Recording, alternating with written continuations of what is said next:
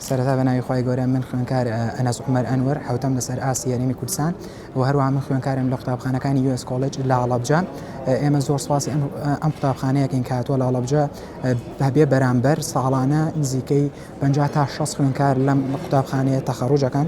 زۆر سپاسی US کۆلجەکەین کە خزمەتێکی زۆری بە ئێمە کردووە. سپاسی خۆی گەورەکەن کە توانیمان ئەو پلەیە هەر بەدەستبێنین بۆ خۆمان و بۆ شارەکەمان و بۆ قوتابخانەکەمان. سپاسی هاوڕێ ئەو مامۆستانەیەکەین کە زۆر هاوکارمان بوون. سپاسی عایلەکەمەکەم کە زۆر هاوکاری من بوون کە توانیان ئەو کەشە بڕخسێن بۆ من کە بتوانم ئەم دەرەجە بەدەست بێنم. سپاسی هاوڕێکان مەکەم ئینشەڵا ئێمە بین بە شانازی بۆ شارەکەمان و بۆ وڵاتەکەمان.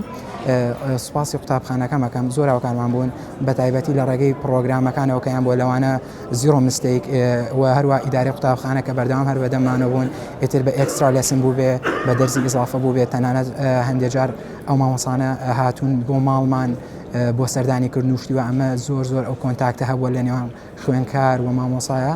سوپاسیانەکەین سانکسی US کۆلج.